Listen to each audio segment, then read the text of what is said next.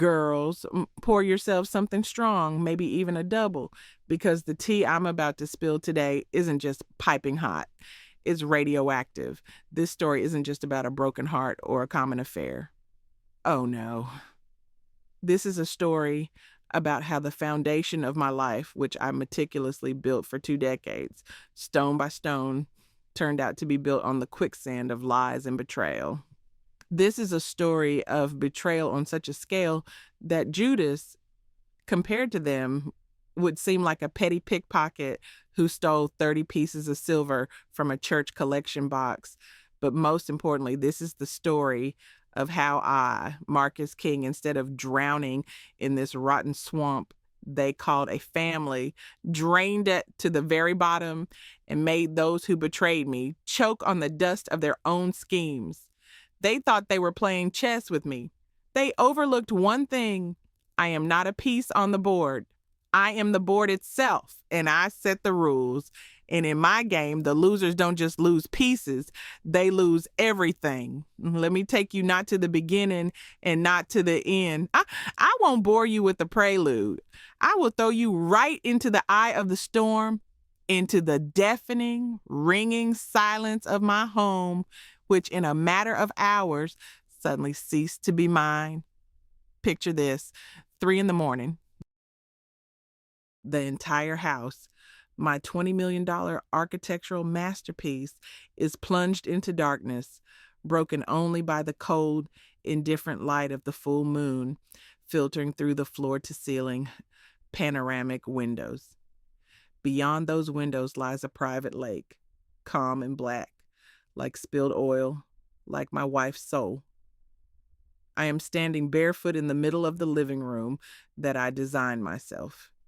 Every corner, every line, every material, from the cold Italian Calicut marble under my feet to the warm American walnut panels on the walls, everything was chosen by me, thought out to the millimeter. It was the sanctuary of my success, a monument to my titanic work that began in the mud and ended in the clouds.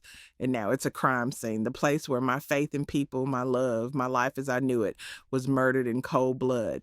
In my hand, I'm holding a heavy Baccarat crystal glass of whiskey.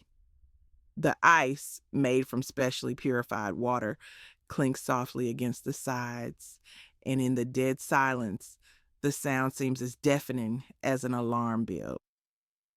I'm not drinking, I'm just staring at the amber liquid, while in my head, like a broken record, like a viral ringtone from hell, 2 words are spinning, spoken a few hours ago by an Asian doctor with kind but frightened eyes.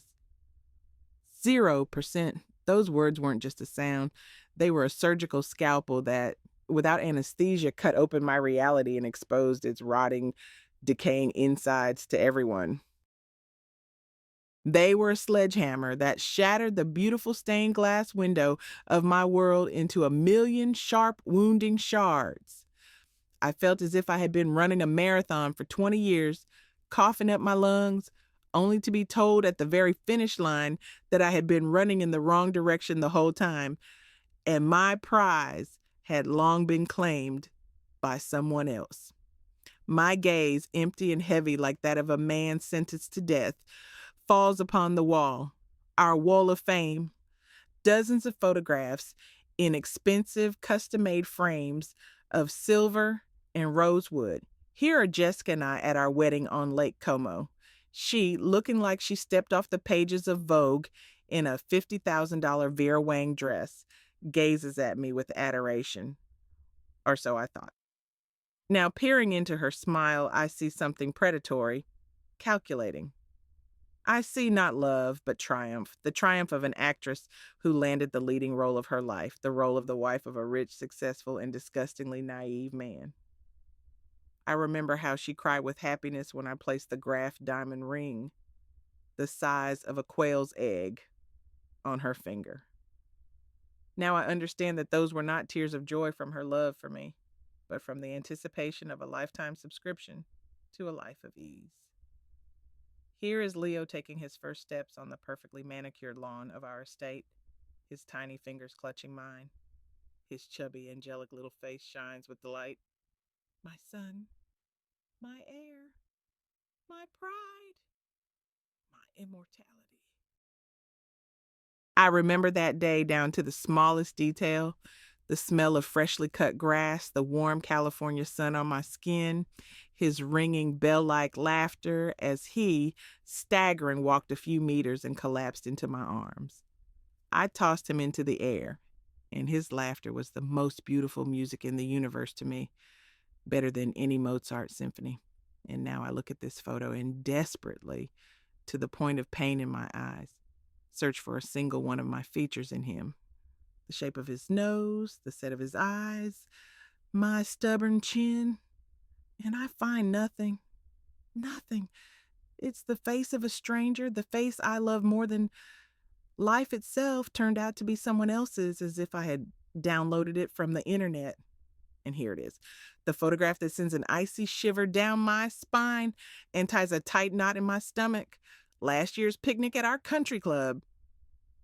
Leo, my 12-year-old son, is sitting on the shoulders of Derek, my best friend, my brother. They are both laughing, their heads thrown back, and the sun plays in their equally chestnut colored hair. And in that moment, in that damn frozen frame, I see what I have been blindly deprived of all these years. It's not just a resemblance, it's a photocopy. The same eye shape, the same curve of the lips when they laugh, the same stupid mole above the right eyebrow that I used to write off as mere coincidence, a genetic lottery. They look like father and son because they, motherfucker, are father and son. Suddenly, like pop up windows on a virus infected computer, dozens of small details I never paid attention to begin to appear in my memory. How Jessica always laughed at Derek's jokes louder than at mine, even when he was spouting utter nonsense. How she would accidentally touch his arm for a little longer than necessary, her fingers lingering on his wrist. How Derek, when visiting us, would first ask not for me, the man of the house, but, "Where's Jess?" All those little red flags that I, blinded by love, friendship, and trust, mistook for signs of a close friendship and family idol. I thought we were a modern family, but it turned out to be a cheap vaudeville. I slammed the glass down on the solid marble table with such a thud that it nearly shatters, leaving a wet circle on the perfect surface like a brand. Blood rushes to my face, a roar in my ears like the surf during a storm. 12 years. For 12 years, I was a blind, deaf, and absolutely happy idiot. I was raising another man's child. I was supporting my wife's lover, paying him a salary out of my own pocket. I let two snakes into my paradise garden and they poisoned everything they touched, every apple on every branch. The rage that rises in me is not a hot flash that quickly fades. It is a cold, dark wave, like an Arctic tsunami that floods everything inside, freezing the pain, the shock, and the grief, leaving behind only a crystal clear, razor sharp desire to destroy them, but not by screaming. Not with a scandal. I am an architect. My profession is to build, but I also know how to demolish buildings to their foundations, quietly, methodically, with engineering precision, taking down the load bearing walls one by one until the entire structure collapses with a deafening roar, burying those who made themselves so comfortable inside beneath its rubble. For you to understand the full irony, the full depth of their future fall, allow me to show you the blueprints of their betrayal. Let me tell you how I built this ivory castle in which they settled so comfortably and carelessly, and how I am going to turn it first into their prison and then into their grave. I, Marcus, am the living embodiment of the American dream, with the caveat that I started from the very bottom, from the underworld of this country. I grew up in the so called Rust Belt, in a dying town where the only architectural refinements were the cracks in the asphalt and the rust stains on the walls of an abandoned factory. The future was laid out for years to come, like a prison sentence. School, then the same factory as my father, beer on weekends, a pot belly by 30, and an early death from hopelessness and lung problems. But I looked at the dreary brick boxes where people were born, lived, and died, and I dreamed of something different. I wanted to build, Not boxes to store people in, but real buildings, dreams of glass, steel, and concrete, reaching for the sky. I worked like a dog, slept 4 hours a night, juggling studies at a rundown community college with two jobs. By day, I hauled bags of cement on a construction site. By night, I worked as a security guard at a warehouse, where in the silence, I would sketch my designs on the back of invoices, on napkins, and cheap 24-hour diners.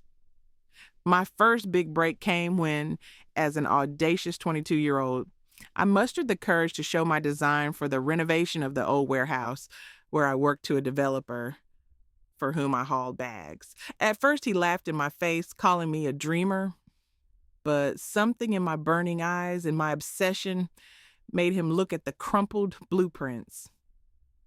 And he saw what I saw.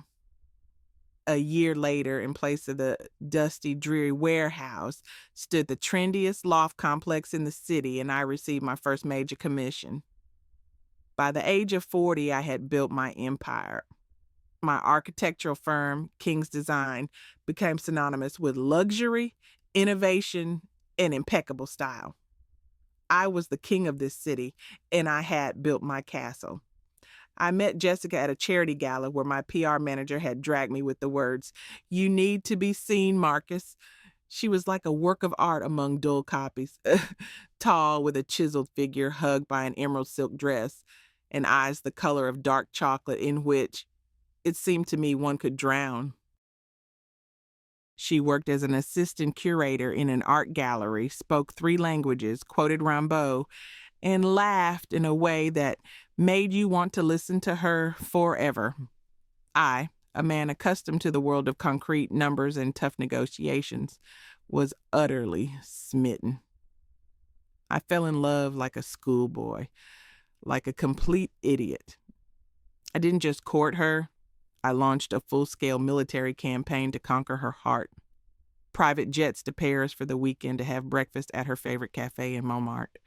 A Cartier necklace delivered by courier to her gallery just because, for no reason, with a note, "It matches the color of your eyes." I wanted to lay the whole world at her feet, and she, with the grace of a queen, allowed me to do it. We got married a year later. I built her a dream house, the very one where I now stand, choking on rage. She quit her job at the gallery because I wanted her to. My queen shouldn't work, she should reign, I would say. A naive fool blinded by love. And she, with immense joy, agreed to the role of queen. Her days were filled with yoga with a personal trainer, lunches with equally bored friends at Michelin-starred restaurants, shopping in the boutiques on Rodeo Drive, where the price tags looked like phone numbers. I paid for her life, her hobbies, her friends, her walk-in closet the size of my first apartment, and I was genuinely happy. I thought that's what love was, giving everything without asking for anything in return.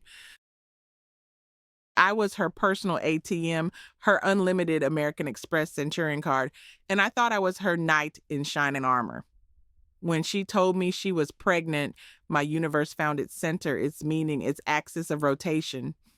I remember that moment in the finest detail. We were sitting on the terrace of our house, drinking Dom Perignon champagne. The sunset was painting the sky in shades of pink and orange. She handed me a small blue Tiffany box. I opened it, expecting to see another pair of cufflinks or a watch, but inside were tiny platinum booties. I cried for the first time in many years. Leo, my legacy, my blood, my continuation. I became an obsessed father. I read all the books on parenting, from Dr. Spock to Japanese early development methods. I assembled his Italian walnut crib myself with my own hands, cursing and blooding my fingers, but refusing help from the workmen.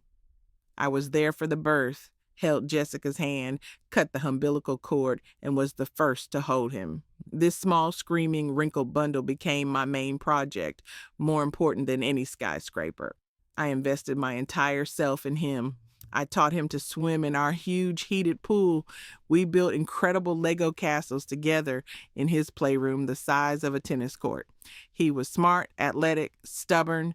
He was everything I was proud of. He was my son. At least that's what I thought. And then there was Derek, my best friend from college, my eternal project, my personal charity case. Derek was an artist, a performance artist, a seeker, in reality, a professional loser with delusions of grandeur and an allergy to real work. While I was building skyscrapers, he was building castles in the air. He was always getting involved in some shady startups that would pop like soap bubbles, leaving him with debts and a new brilliant idea. Marcus, bro, I'm on the verge of a brilliant breakthrough. An app for finding inspiration based on the phases of the moon. I'm just 20 grand short for the launch, he would say, his eyes gleaming. I'd give it to him. 6 months later, Marcus, it was the wrong niche. People weren't ready. Now I've got a better idea. Eco sculptures from recycled plastic collected on the beaches of Bali. Give me 30. I'll cut you in for a share. And I'd give it to him again, who was always there with a checkbook. Good old Marcus. I paid his rent for a loft in a trendy neighborhood he couldn't afford, paid off his loans, bought him food when he called and complained that the only thing in his fridge was the light bulb. Jessica always used to say, "Honey, you're so kind. He's like your brother, practically family." And I believed it. I thought I was helping a friend, pulling him out of a swamp. But in reality, I was just fertilizing the soil for my own humiliation. When we got married, Derek became a permanent fixture in our home. He temporarily lived in our guest wing for months on end while he was finding himself or going through a creative crisis. He drank my 18-year-old Macallan while pontificating about his brilliant ideas, for which, of course, he lacked the startup capital. He flirted with our guests, ate my food prepared by my personal chef, and slept on my 800 thread count Egyptian cotton sheets. A couple of years ago, tired of his constant whining and afraid he would once again get into trouble with debt and disgrace my name, I made a fatal mistake.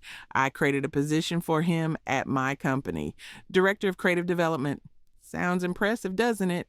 In reality, it was a sinecure, a sham position. I paid him a 6-figure salary to show up at the office occasionally, drink free coffee, wear fancy Xenia suits bought with my money, and not embarrass me by begging from our acquaintances. I thought I was saving a friend. In reality, I was paying a salary to my wife's lover. I was sponsoring their affair. I was the producer of their dirty little movie. And then, a week ago, this house of cards, built on my kindness and naivety, began to collapse. Leo, my athlete, my star, the captain of the high school football team, collapsed unconscious right on the field during an important game.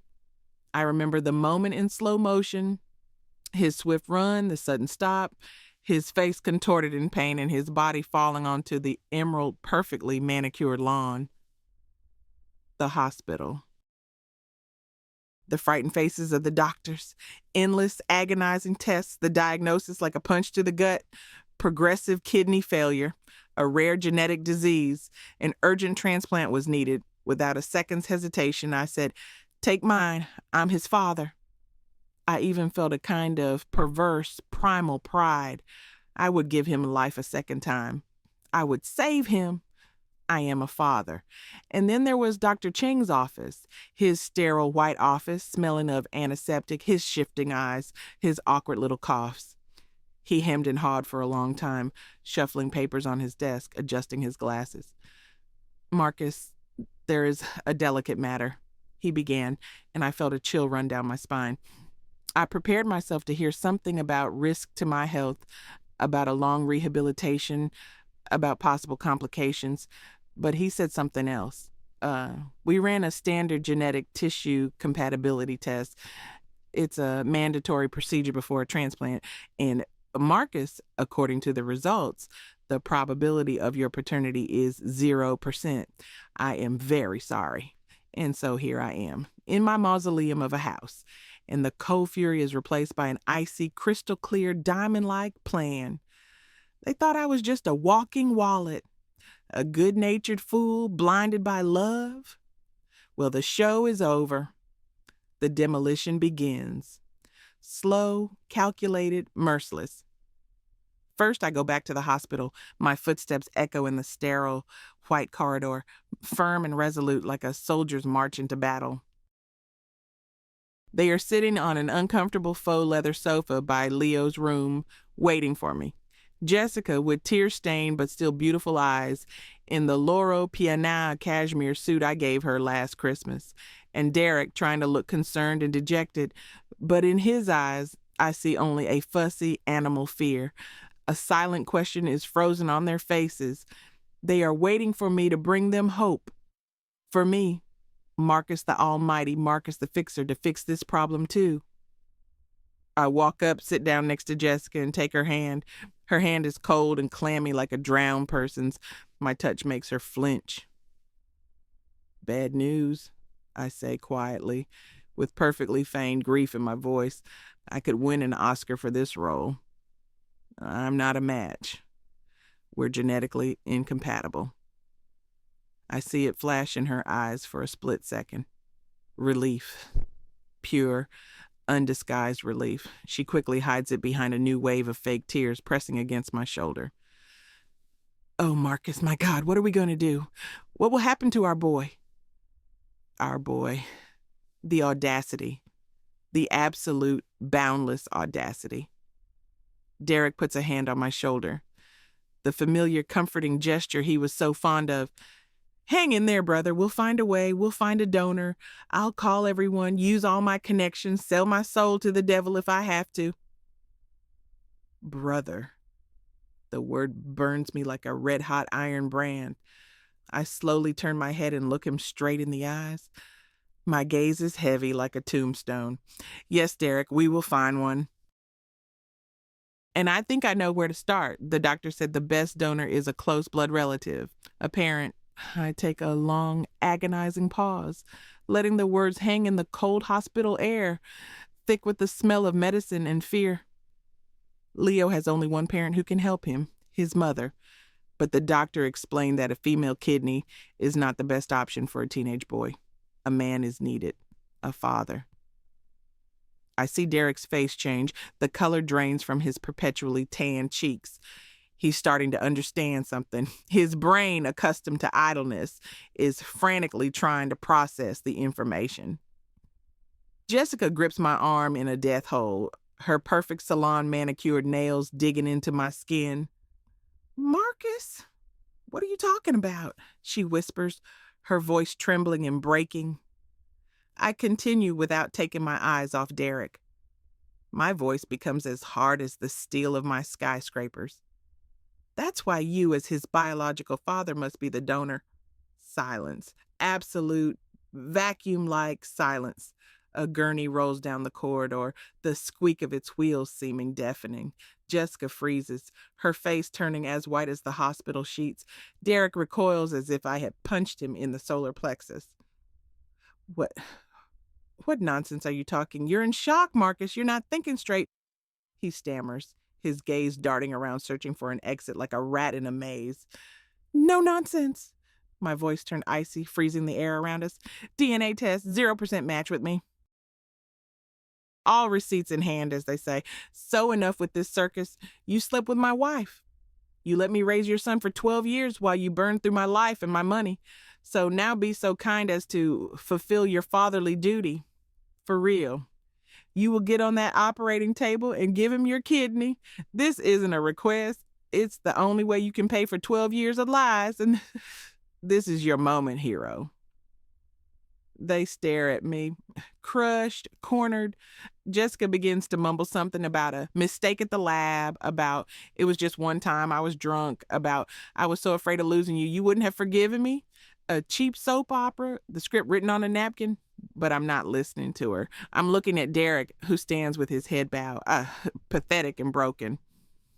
All his feigned bohemianism, all his artistic flair has vanished, leaving only a frightened, sweaty weakling. And then I do what they least expect. I soften my tone. I even force something resembling a sympathetic, all-forgiving smile. I put on the mask of the noble, magnanimous Marcus again, the one who is above all this. Listen, I say conciliatorily, sitting down again and taking Jessica by the shoulders in a friendly manner. I'm in shock. You can imagine. But now is not the time for accusations and scandals. The most important thing is Leo. It's not his fault. He's our boy. And we will save him, Derek. You will save him. You will save. And I will be grateful to you for it. I stand up, giving them hope like a dose to an addict. I'll talk to the doctors. I'll say we found a perfect donor, that you, Derek, as my best friend and Leo's godfather, have volunteered to help. And don't worry about a thing. All the expenses, absolutely all of them, from the test to the most expensive room and the best surgeon to your rehabilitation, I'll take care of it. Consider it my contribution to our boy's health. I leave, leaving them in complete, deafening confusion. In their eyes, I see a mixture of horror, guilt, and a tiny, idiotic, but oh so sweet hope for them. They think that I, St. Marcus, will swallow this, forgive them for the child's sake. They think I'm so noble that I can step over this betrayal. Naive, stupid moths. I am not noble. I am methodical. I'm not just going to punish them. I'm going to give them a taste of heaven before personally throwing them into the deepest ninth circle of hell. I will give them this hope only to rip it out by the roots later and watch them writhe with unconcealed pleasure. The following days are my benefit performance, my one-man show. I play the role of a holy martyr, a deceived but all-forgiving husband and friend. I bring Jessica her favorite almond milk latte and fresh croissants from the best French bakery. I pat Derek encouragingly on the shoulder, calling him a hero in front of the nurses and doctors. Now that's a real friend, I say loudly so everyone can hear. Willing to do anything for my son. Not everyone is capable of that. They look at me with dog-like devotion, not believing their luck. They think the storm has passed. They think I have forgiven. Jessica even tries to take my hand, looks into my eyes pleadingly. Marcus, I'll fix everything. I'll prove my love to you. I'll be the best wife. I gently remove her hand. Not now, darling. The most important thing now is Leo. Everything else later. And meanwhile, while they revel in my feigned magnanimity, my fingers fly across my phone's keyboard, sending out commands like a general planning a blitzkrieg. The first call is to my personal lawyer, a shark named David Roth, a man who could sue the ocean for unlawful wetness and win the case. David, good morning. Cancel all your appointments for today. I need a full financial audit of all the accounts and credit cards Jessica has used for the past 13 years. Every single transaction. I want to know where every cent went. I'm especially interested in transfers and cash withdrawals without a clear purpose. All the purchases for the gallery, all the help for a friend. I need all the receipts from Chanel, Dior, spas, and restaurants. And yes, prepare the divorce papers. Division of assets. Don't worry, I'll tell you all the interesting parts later. Just get the papers ready. The serving will be special. I want it to be a work of art. Cruel, but art.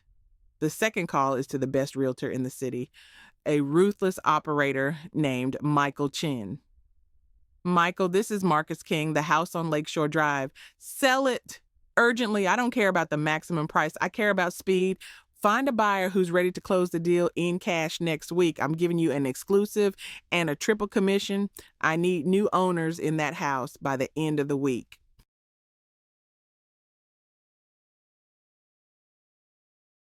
Yes, with all the furniture, appliances, and even her shoe collection. I'm only taking my personal belongings and memories from there, or rather, getting rid of them. The third call is to the head of my HR department, a strict and efficient woman named Anna. Anna, good afternoon. Eliminate the position of Creative Development Director as of tomorrow due to cost optimization and restructuring. Yes, Derek Williams, full settlement in accordance with the labor code, not a cent more. Revoke his access to the building, corporate email, and all resources immediately. His personal belongings in a cardboard box and at the reception desk. If he asks why, tell him it was a decision by the board of directors. Thank you. Every call is a click of a detonator, planting explosives under the foundations of their cozy world, and they suspect nothing. They are preparing for the surgery. Derek, as expected, is a perfect donor. He's even starting to get into the role of the hero father. He tells Leo how brave he is and how after the hospital they'll go on a real man's fishing trip. Jessica flutters around him, bringing him magazines, adjusting his pillow. They whisper in corners, making plans for the future. For their future in my house with my money. I saw her showing him photos of a resort in the Maldives on a tablet. "We've earned a vacation after this whole nightmare," I heard her whisper. They were already dividing my skin while I stood right next to them. The surgery is a success. The best surgeon in the country, whom I brought in from New York, has done his job. The kidney has been accepted. Leo is on the mend.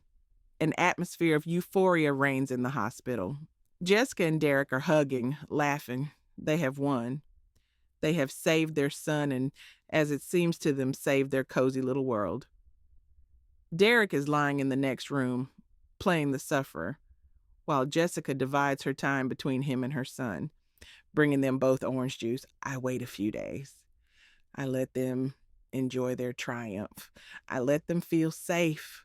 Leo is already sitting up in bed, watching movies on the new tablet I brought him. He looks better, the color returning to his cheeks. I walk into the room with a radiant smile. Jessica and Derek, who has already been allowed to walk, happen to be there. "Well, heroes, the doctor said Leo is recovering ahead of schedule. I think this calls for a celebration. I'm inviting you to a celebratory lunch in the hospital cafe. You've earned it." They are beaming with happiness. It's a sign that I have forgiven them completely and irrevocably. We go downstairs, a noisy, bustling cafeteria smelling of bleach, burnt coffee, and despair.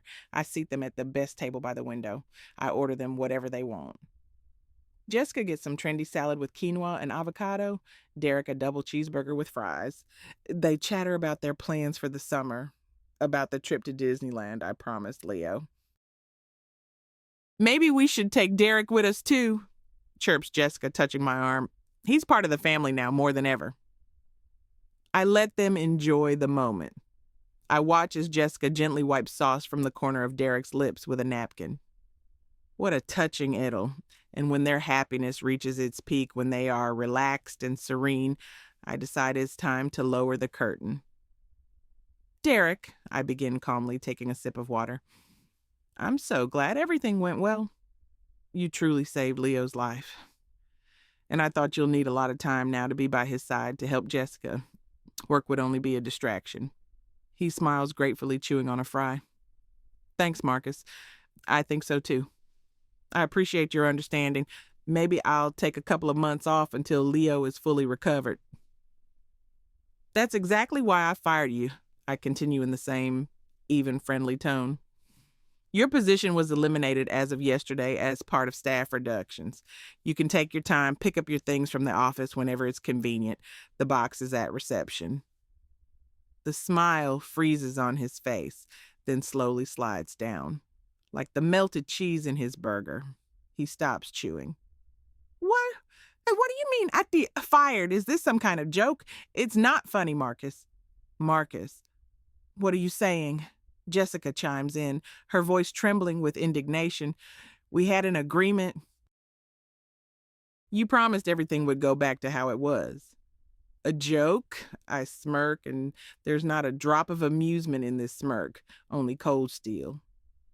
"Derek, you lived at my expense, slept with my wife, and let me raise your son. Do you think I'm in the mood for jokes? Consider this my final act of charity. I'm freeing up your time so you can be a father. A real one, without a salary, of course. Now you'll have to find a real job to feed your son." Jessica's face contorts in horror. She's beginning to understand that this is not a joke, but the beginning of the end. "Marcus, stop. You can't do this. You promised? For Leo's sake." "Oh, I'm doing everything for Leo's sake." I turn to her, and my gaze becomes as cold as Arctic ice. "Speaking of which, I know how much you love our house. You put so much effort into it, choosing the sofas and curtains. So I decided it would be painful for you to live there with the memories of me and my generosity." Her eyes widen. She's starting to get it. Her breathing becomes ragged like a trapped bird's. I sold the house, I announce, as if I'm talking about the weather.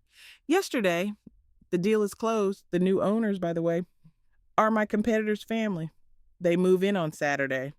You have 3 days to pack your designer rags and Derek's worthless paintings. Speaking of which, my lawyer sent me a report on your accounts, darling.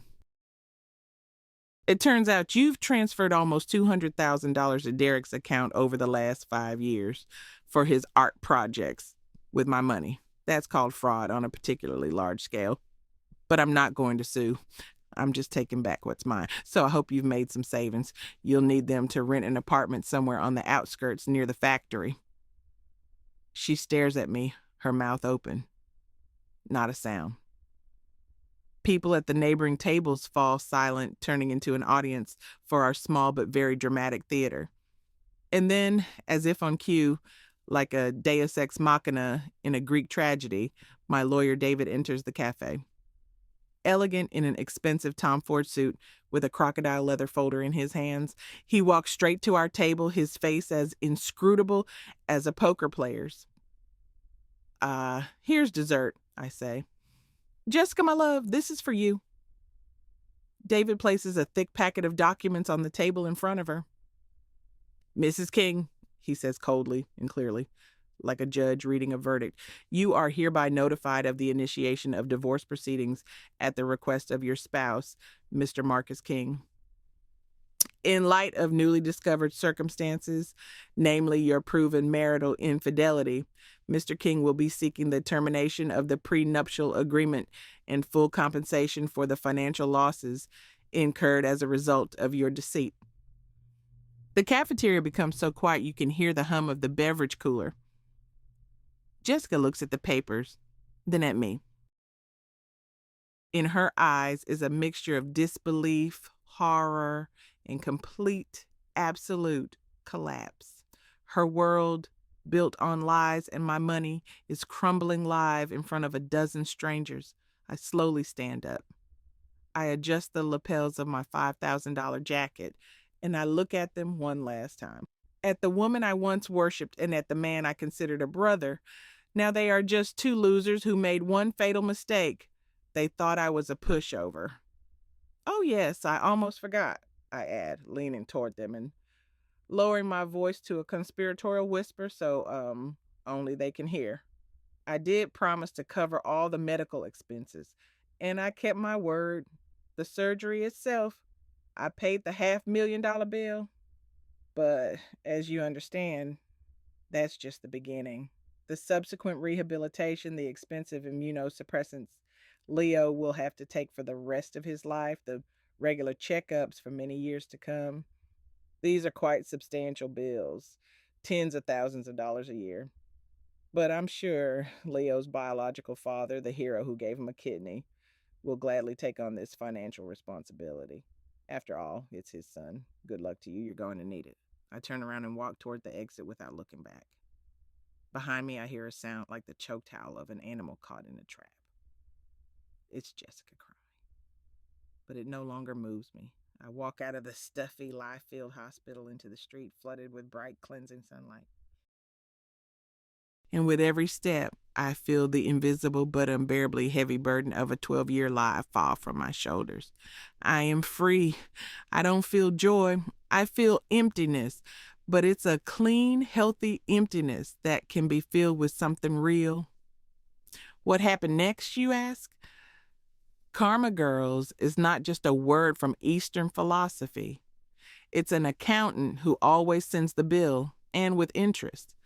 Through mutual acquaintances who were happy to leak information to me in exchange for my favor, snippets of their new pathetic life reach me. They rented a tiny 2-bedroom apartment in a terrible neighborhood where sirens wailed at night and neighbors cooked methamphetamine. Derek, having never found a job befitting his talent and inflated ego, went to work as a driver for a food delivery service. They say he was seen in a shabby uniform carrying bags of pizza to houses I once designed. Jessica, whose hands were accustomed to silk and cashmere, tried selling her old designer bags and shoes on eBay. but quickly realized the money she earned wasn't even enough to pay the utility bills. They were constantly seen arguing about money right on the street. The medical bills did indeed turn out to be astronomical, and Derek's insurance, which he got at his new job, covered only a small fraction of them. The paradise they had lived in at my expense was replaced by a personal hell of their own making. As for me, I set up a trust fund for Leo that fully covered all his needs: education at the best private school, medical care, tutors, everything he could possibly need, anonymously through lawyers. I didn't want him to feel obligated. I continued to see him on weekends. Our first conversation after the hospital was difficult. "So, you're not my dad?" he asked, looking at me with his, as I now knew, unfamiliar eyes. "Biologically, no," I replied, sitting next to him on a park bench. "But I'm the one who taught you how to ride a bike. I'm the one who checked for monsters under the bed. And I'm the one who will always love you, no matter what. Nothing will change that." Our bond, cleansed of lies, only became stronger and more honest. I was no longer his father in the biological sense, but I remained his Marcus, his mentor, his friend, his support. I left for a year. I sold my share in the company, leaving myself only the status of a consultant and a passive income. I traveled. I was in Nepal, looking at Everest and feeling like a grain of sand, and all my problems seemed just as small. I lived in a Zen Buddhist monastery in Kyoto, learning the art of calligraphy and silence. I sailed the Mediterranean Sea. I was rebooting my system, and I realized that my castle, which I had built, was also my prison, a prison of expectations, obligations, status, and false values. I returned a different person, calm, free, with a touch of gray at my temples, and I met Amara. She was a landscape architect hired by the new owners of my former house to redesign the garden. We ran into each other by chance when I came to pick up the last boxes of documents from the guest house. She was fiercely arguing with the workers about the correct way to plant Japanese maples. Smart, strong, with an ironic gaze and an honest smile that had not a gram of falsehood or calculation. We started talking about design, and we talked for 3 hours, forgetting about everything. We built our relationship not on money and dependence, but on joint projects, on arguments until we were hoarse about styles and forms, on mutual respect and sincere admiration for each other's talent. And so today, girls, I am sitting on the terrace of our new home, which we designed together. It is not as huge and pretentious as the previous one, but it has more light, air, and real life. In my arms, my 3-month-old daughter is sleeping. Zara. I look at her tiny little face, at those funny dark curls, exactly like mine in childhood. I inhale her milky scent, sweet and real. I feel her warmth and understand what true, genuine happiness is.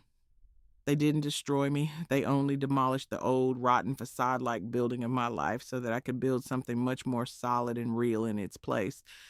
And that, my dears, is the best revenge: to live well, to live happily, to live for real. And them. They remain buried under the rubble of their betrayal, in their small apartment with a view of an industrial zone, and that is the ending they deserved.